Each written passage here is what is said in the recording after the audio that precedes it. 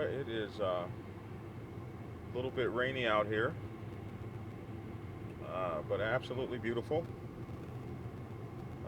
In Georgia, probably, oh my goodness, about, what does the exterior temperature say? 73 degrees out. Sun's going down. It's a beautiful day. So, first thing is my microphone working? Can you guys hear me? Because sometimes my microphone's not working right, and folks be jumping all over me about the microphone.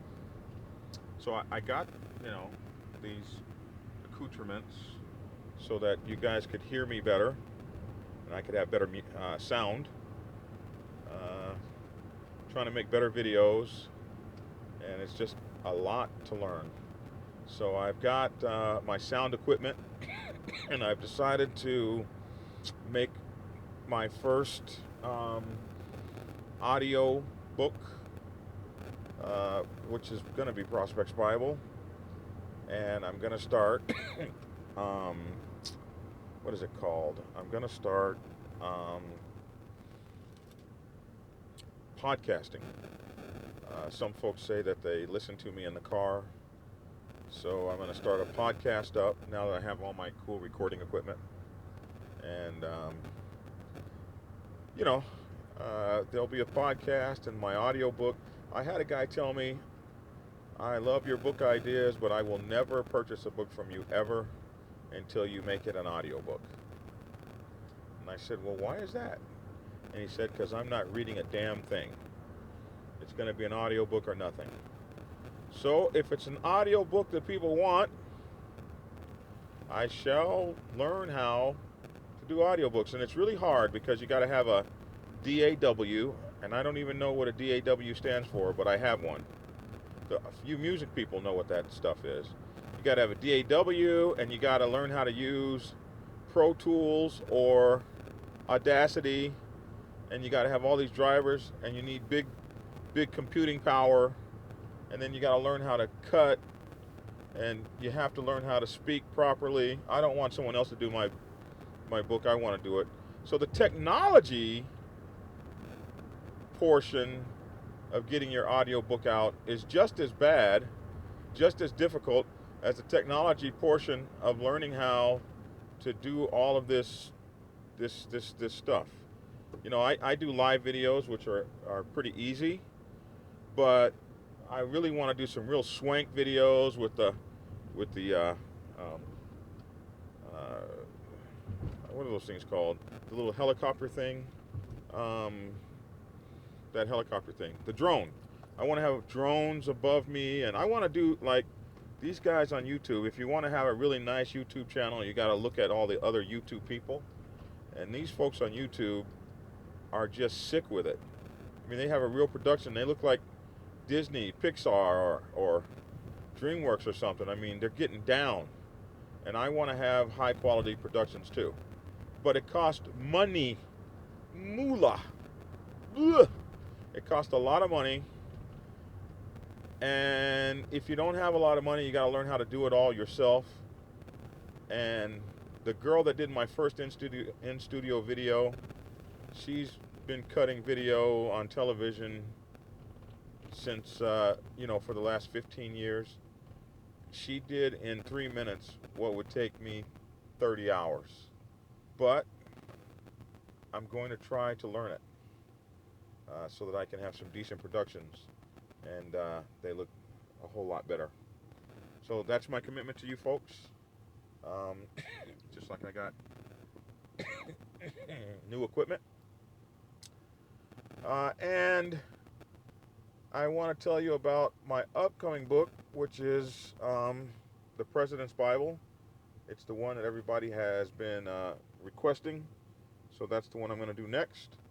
And for my subscribers and people on YouTube and Facebook and those that have been following me, I've made the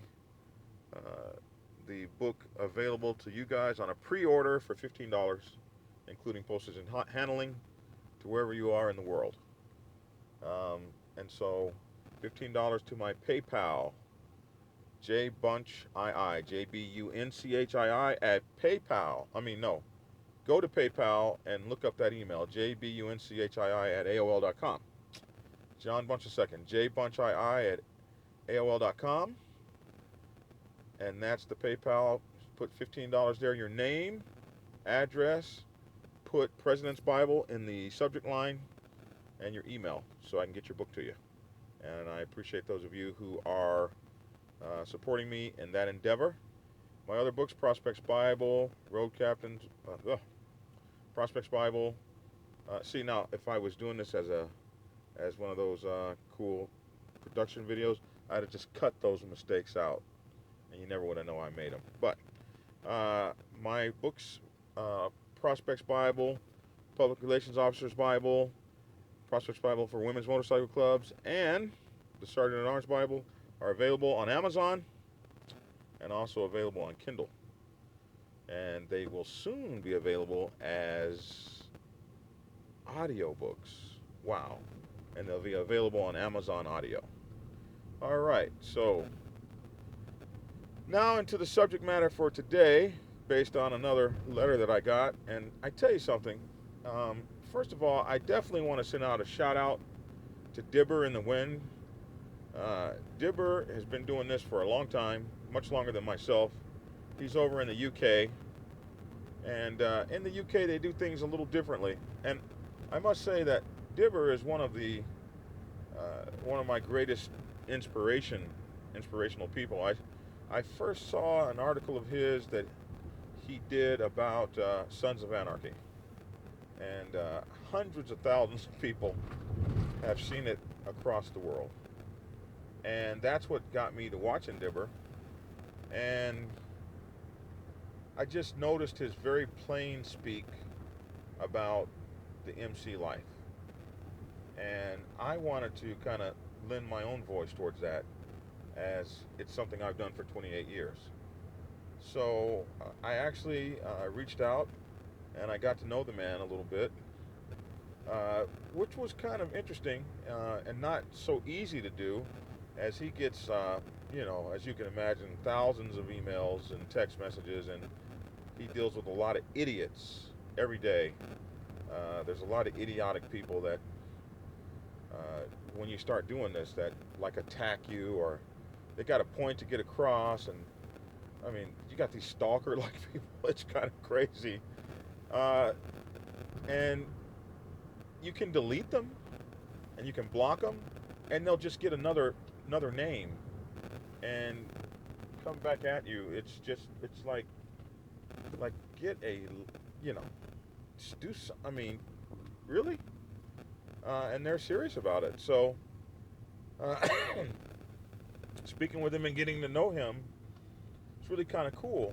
And one of the things he's been trying to do is get back to his lineage from Israel. And so he's over in the Holy Land now, riding his motorcycle with some brothers that are kindred spirits that he met from his channel. And I don't know if they gave him a motorcycle to ride while he was there, or if he took his own, but to be escorted through the streets of Jerusalem with Jerusalem motorcycle clubs and Holy Land motorcycle clubs, it must be amazing. And to Wasim, I hope I'm saying it correctly, and the FTW Pilots Motorcycle Club and the Holy Land Riders MC, I believe it is, for taking care of my dear friend from another land, Dibber. I certainly appreciate you, and send you the most, just the highest praises and honor and respect. For you to get off of an airplane in a strange city and not be a stranger is a blessing. And it is something that is most awesome, to have friends simply because you share a love for a lifestyle. And I must tell you, before I started doing this, I had no idea that there were motorcycle clubs in other countries. Americans tend to be Yanks. We tend to be kind of, one-sided, and it's really because we don't have so many borders touching us as some of you places over on the other continents. We're really kind of a loner country. We tend to see everything through the eyes of America. Most of the world will speak English, so we don't have to learn other languages. We don't have 10 countries touching us. We don't have we don't have the one union of I remember traveling in Europe and being able to hit 5 countries in just hours and not have to show a passport or anything. We don't have anything like that. So it's not that we choose to be ignorant, but we don't necessarily have to speak other languages, learn other cultures. Most people that are trying to come here are trying to come learn what we learn. So Americans can truly be ignorant about things like, where does France sit on the geography map? Things like that. And so we try not to be that way. It's just exposure is everything. So before I started this channel, this YouTube channel, I never really considered that there were motorcycle clubs all over the world, and that they ride pretty much under the same kind of rules that we do. The culture is pretty much the same, and to me that is like the most awesome realization in the world. So I say that to say that I have no doubt, after meeting so many of you online, that if I showed up in one of your countries, that I would be going through the same experience that Deborah's going through right now, and that is one of acceptance and love and brotherhood, and it just must be awesome. And to that end, I wanted to talk about something. Turn on my light here, because someone asked me something. I get these emails that come from all over the place. So this guy says, "Hey, Black Dragon, I've watched many of your videos and really enjoy your insight into the club world over there in the USA. We run a small MCC here in the UK, which I guess you guys would call a 99%er MC over there. Pretty much, it's only the 1%ers that are known as MC over here. Other clubs go under brotherhoods, MCC, rider clubs, and rally clubs. I'm sure you know through Dibber that things are done differently here in the UK. So with that in mind, I have a question that I hope you can answer for me. 3 members of our club, myself being one of them, are spending 3 weeks over in the US touring from Chicago and visiting, hold on, I'm driving here again, and visiting Sturgis, then on to Yellowstone, Las Vegas. I love motorcycles. Las Vegas, wow. San Francisco, and ending in LA, with lots of points in between. So the question is, would you see any problems with us flying our club colors while riding over there? Just to be clear, we are not a back patch club, more of that UK being different, doing different way of doing things. And we have no rockers, etc. We have a front patch worn on the left chest. We have the club name on our position and rank.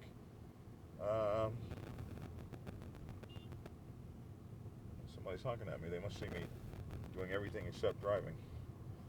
Sorry. Let's see. We have a front patch worn on the left chest, and we have our club name and our position and rank in the cut.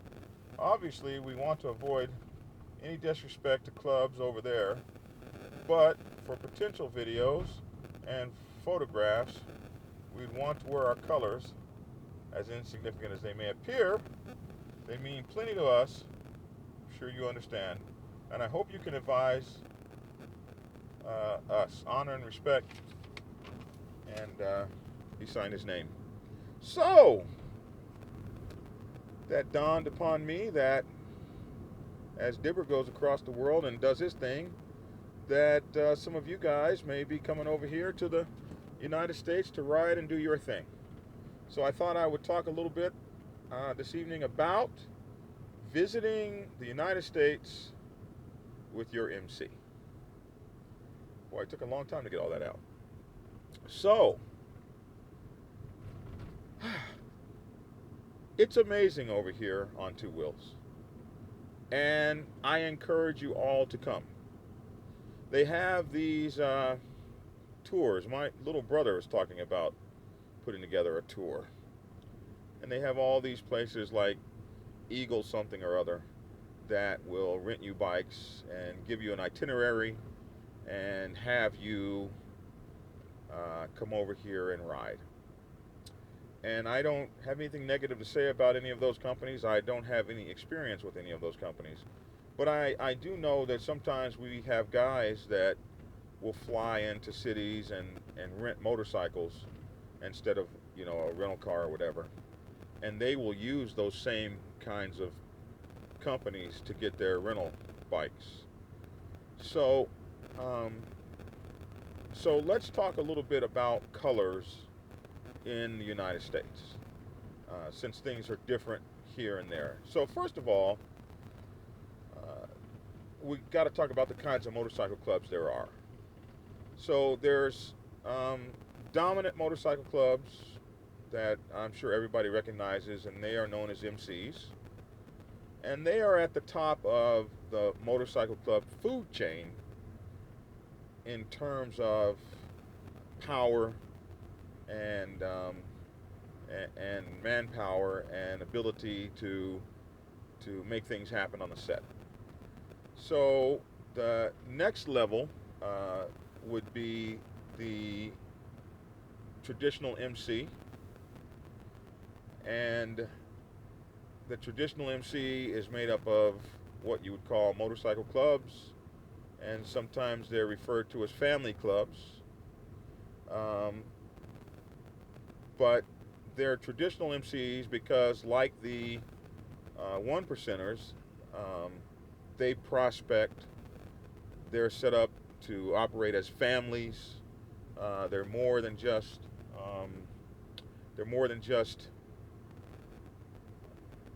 individuals riding together. You are expected to give loyalty and honor and all of those sorts of things, and I cover this in many of my videos.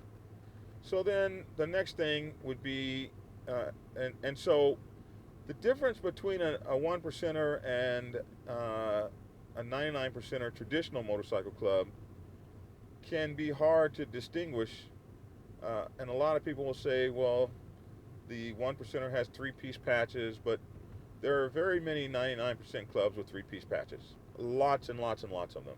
The three-piece patch is a traditional thing, more than just a one percenter thing. So you can have a three-piece patch and be a 99%er club, but 1% clubs are truly known because most of them will have a diamond, and that diamond patch is what kind of sets them off as, okay, that's a one percenter. But I have seen plenty of 1% clubs that don't wear diamonds, so sometimes it's hard to know. As time goes on and gets more modern, you see the clubs all starting to come to kind of go to where they belong. For instance, I knew a 1% motorcycle club forever and ever and ever since the 1950s that didn't wear a three-piece patch. But over the last 3 or 4 years, you'll see probably half of those guys now in a three-piece back patch with a. They never wore a state before. They just never wore it. You knew who they were. They just didn't wear a state, and now they're starting to do it. So these are, you know, your 99% club and your traditional MC, and I mean your 1% club and your traditional MC, or your 99% MC. Now, There are some 99% MCs that operate a lot like 1% motorcycle clubs, in that they bless motorcycle clubs onto the set and they regulate them. So these are kinds of things that people find interesting and don't really know about. I guess there's exceptions to every rule. Then you have what we call riding clubs, and riding clubs are kind of like association clubs, like the Gold Wing Riders of America or other kinds of riding clubs. And then there are some riding clubs that operate very much like motorcycle clubs, all the way down to the back patch. So there are some riding clubs in the United States that have uh, back patches. So, and then there are the riding clubs that don't have back patches, and then you have other kinds of motorcycle associations, biker car clubs, so forth and so on. So those are the kind of the levels of clubs. So when you're thinking about coming over and riding in the United States as a motorcycle club, really, if you don't have a back patch on, you'll probably go completely unnoticed. If you got a whole bunch of stuff on the front of you and no back patch, in the United States, we probably won't even look at you twice, because we just don't regulate motorcycle clubs that don't wear back patches. We don't mess with them. The back patch is what puts you in our world. However, if you truly wanted to go strictly by protocol, if you were going to be visiting a city and you were going to fly colors, you could always get in touch with the coalition of that city and let them know that you'll be in the area and you'll be visiting.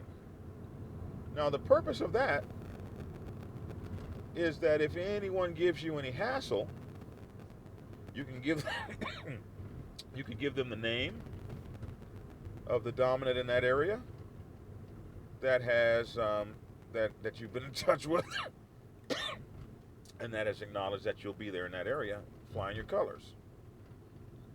So if somebody were to come up to you, oh yeah, we'll call Big Dominique over there with the such and such Wheels Assembly MC, and you'd get absolutely no shit after that. Like, oops, didn't know you knew Big Dominique. Sorry. So I mean, if you're really worried about it, there is a protocol for letting the MC world know that you're going to be in a particular area, especially if you're going to be there over a prolonged period of time. Now, this is something that we do from time to time, such that, like if I wanted to do a cross-country trip and I was going to be spending a fair amount of time in an area that wasn't familiar with my MC or my colors, I might let the coalition know or the dominant know in that area, hey, we'll be over there. Black Sabbath will be in this area for 2 weeks, and we'll be flying our colors and riding around, just so you guys know we're here.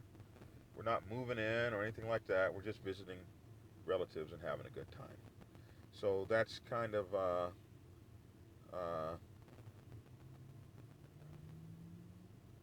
how we do that over here. So let's talk about some of the very cool things that you should do when you come here and you want to ride.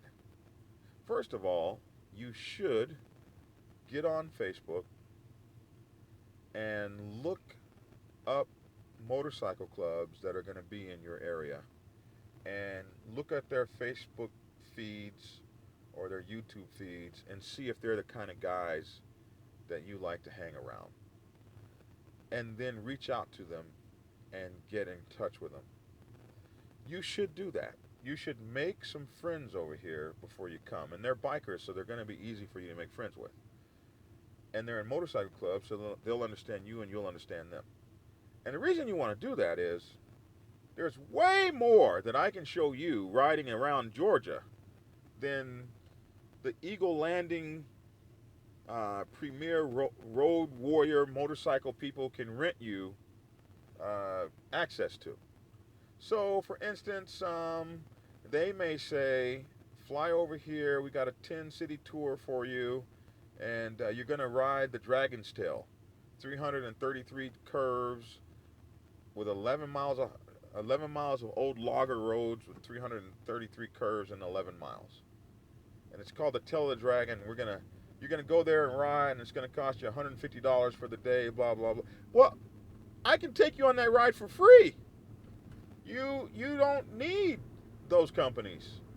Um, we have brothers in states all across the country. If you're going to 10 states, contact one of these national motorcycle clubs, and as you go from state to state to state, they'll have brothers over there. Say, okay, you're in Wisconsin now. These are the cool things to go see in Wisconsin. And you wouldn't pay nearly half the money, probably. And you would be with brothers who would love on you and take you to their houses to eat and to all the great pubs and bars and titty bars too, if you're into that sort of thing. And if you're in Georgia, then they're just straight strip clubs. But there's all kinds of things to do when you when you got some friends, when you got some homeboys, some bros to hang out with. You're gonna be taken to all the biker stuff. You're gonna go to all the biker parties. You're gonna be treated like you're at home. You're gonna be secured and protected. So maybe mix some of that into your riding plans. Riding across America is most awesome, but it's always better when you're riding with a local guide. A local guide is always better. You're gonna see things and touch things that you would never be able to do as a tourist. For instance, although Tail of the Dragon is a lot of fun in the United States or in Georgia, actually it's in Tennessee. The Tail of the Dragon actually, I believe, is in Tennessee. You cross over you either cross over into Tennessee when you start on it, or some kind of way you start on it and you wind up in Tennessee and then you're back in Georgia, something like that.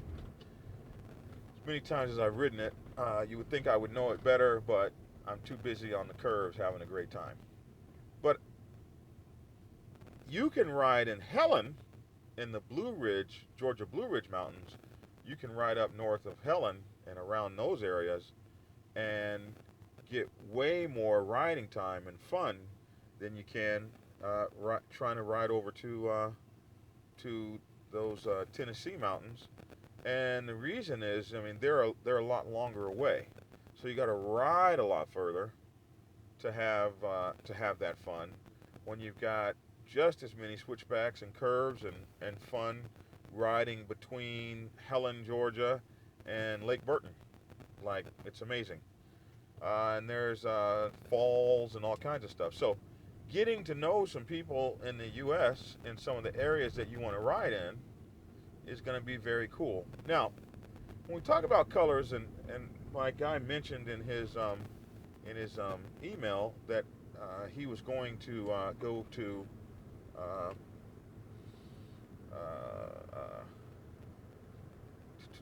what's it called? The Black Hills Mountains. That thing every year where everybody goes. Oh my goodness, how can I be drawing a blank? But Sturgis. Woo, getting old. So the thing I would tell you about Sturgis is not a place you really want to, in my opinion, really want to focus on wearing your colors. You really want to be in Sturgis as a civilian. maybe put your colors on and take pictures at this, that, or the other. But I'd rather see you do Sturgis as a biker rather than as a person wearing colors. Unless you got a whole lot of your brothers with you. Unless you're rolling 20, 30, 40, 50 brothers deep. 2 or 3 or 4 brothers in Sturgis around a whole lot of motorcycle clubs and a whole lot of drunk people. Probably not a good fit. It's too much. What? Thank you. Y'all know I don't want that ticket.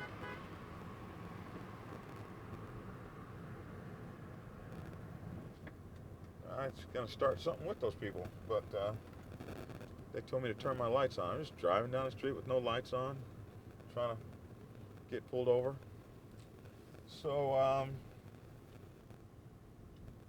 yeah, I'm so thankful for those people. I need to say a special prayer for them tonight when I go to sleep.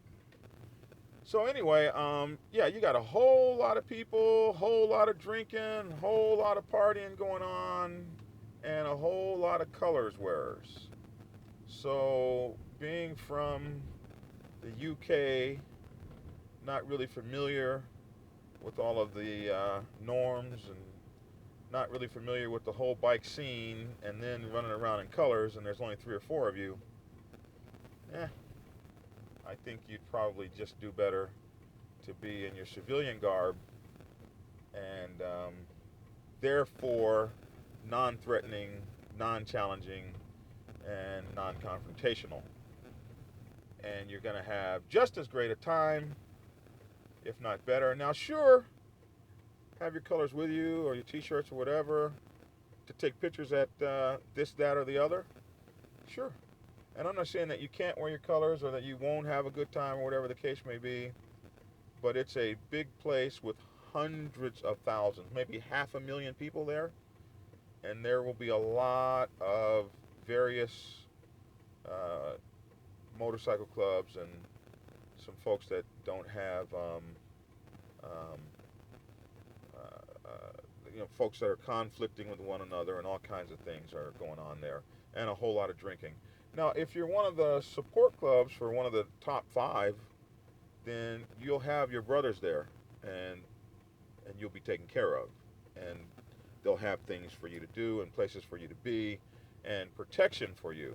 But if you don't have those kind of affiliations and you haven't made any U.S. affiliations, then go there and be a civilian. That's my advice. You don't have to listen to me. I mean, I don't know everything, but that would be my advice. Okay, so what else?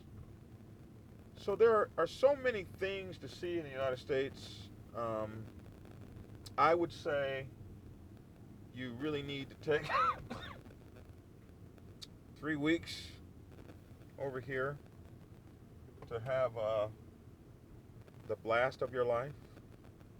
And it's really a beautiful country to ride in. I don't want you to get the idea that this is a kind of country where you're going to be beat up or, they say so many things about us and everybody's rolling around with a gun and America's so violent. Bikers don't really get shit no matter where they are. Bikers are really normally well treated and well looked after. No, you don't have a whole bunch of garbage going on towards bikers. Most people know that we can hold our own. So being a biker is really cool. No matter where I've been, really haven't been through a lot of BS. So there are bad places in the United States, like everywhere, places that you don't want to be at. But just riding your motorcycle from point A to point B up on the highways and living and loving, it's great. Now, do stop at the rest stops and hang out. We got rest stops all over the country The rest stops, our highway system is amazing. There are rest stops and overlooks and lookouts, and seeing America on two wheels is absolutely amazing. I wouldn't trade it for anything in the world. It is, oh my goodness, I want to cry right now. I want to just break down and cry. It's amazing. So just to think that some guys are going to be coming over here from the UK to spend all that time over here partying and having a good time, man, I'm so happy for you guys. I don't know what to say. I hope you have a blast. As a matter of fact, I know you will. So, we don't have an Autobahn here. Our speed limit, if you're on the East Coast, never gets higher than 70 miles per hour. Now, those of you who have seen my videos will see that